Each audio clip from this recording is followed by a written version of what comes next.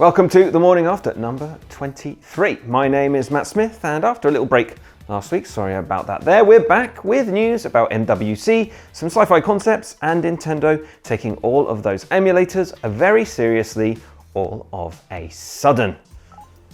So we're starting with MWC, and first off, Lenovo with its Project Crystal. It's sci-fi tech pretty much come to life. Currently, there are no plans to turn this concept laptop into a retail product, probably because it would cost several $1,000s more than even the most premium laptop. Lenovo's ThinkPad division commissioned this design as exploration into the potential of transparent micro LED panels and, AI integration. One big use case for a transparent laptop display would be the ability to share info, whether that was at a doctor's office or a hotel desk. Instead of needing to flip the screen around, you could just simply reverse the device's output using software. What's cool is, in person, the transparency effect is oddly magical. When closed or turned off, Project Crystal's display looks just like another ordinary sheet of glass, albeit with a slightly mild brown tint. But when you turn it on, the whole thing lights up like a battleship if battleships suddenly lit up.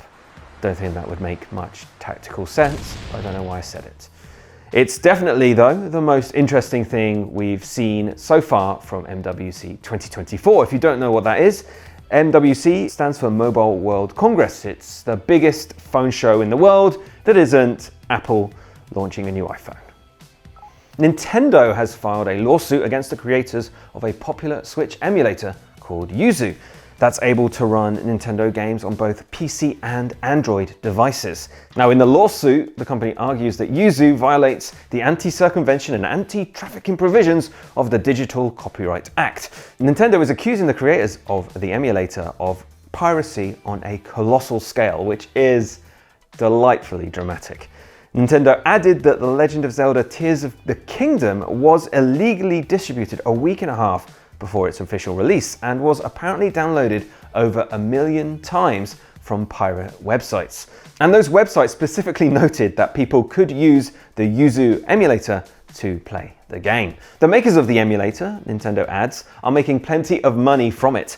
$30,000 a month from their Patreon subscribers and around $50,000 so far for the paid version of their Google Play app. Now, Nintendo taking down copyright offenders isn't new. It happens year in, year out. But this case could set a precedent for future lawsuits against emulators, which aren't themselves illegal.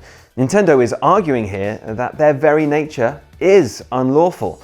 Now, my 2 cents, no one asked, I'm aware, is that Nintendo is very aware of these current generation handheld PC devices, which have proliferated since the Steam Deck and are all powerful enough to run Switch games without really breaking a sweat, all with a very similar form factor to the Switch console.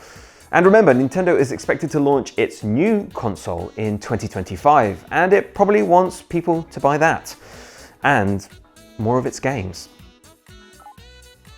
So we're back to MWC and the best phone announced at the show? Well, no. The first phone announced no. That's not entirely accurate either. The pinkest phone announced at MWC has to be this Barbie flip phone. Yes, this officially branded Barbie Flip is made by HMD, which makes all the Nokia phones these days. It'll be very, very pink with a dash of sparkle, apparently, according to the press release. That is not editorial opinion. Don't expect a pricey foldable though. No, this is not a smartphone. It's a feature phone, so expect pretty much the opposite price to a Galaxy Flip. HMD is marketing it as an accessory geared towards style, nostalgia, and a much needed digital detox, which is the zeitgeisty way of suggesting you buy a second phone that's less than your current one. At least it should cost a fair bit less. On to the other news this week. Final Fantasy VII Rebirth is out this week. Yes, the sequel of a remake of the 7th sequel in the Final Fantasy series is here. Make sure to read my full review over at Engadget.com because I put over 100 hours of playtime into that thing, and not just because I'm an immense super fan. And we're back to MWC, and Samsung officially unveiled its Galaxy Ring in person. Kind of. The company has already teased its existence at its S24 phone launch event earlier this year, but now it had inert rings in a glass case for you to stare at. In 3, different finishes. You can touch the things, but then again, these Galaxy rings are not designed for fingers. Oh wait, they definitely are. We do know a bit more about it now. It'll be available in 9 different sizes and be able to track sleep rate based on your heart rate, movement, and breathing. It'll also be able to work in tandem with the Galaxy Watch to track other fitness and health metrics. But that does mean you'll need a Galaxy S phone, the Galaxy Watch, and then this Galaxy Ring. So yeah, the package might cost a lot altogether. More details are expected and necessary later this year ahead of its launch. We still don't even know how much this thing could cost. And that was your morning after. Thoughts, questions, feedback? I will take them all, even if it comes in the form of passive-aggressive comments on the video itself. You can also contact me at matt@engadget.com. That's Matt with 1 T. Don't ask me why, because I do not know. Thanks once again for watching, and I will be back next week.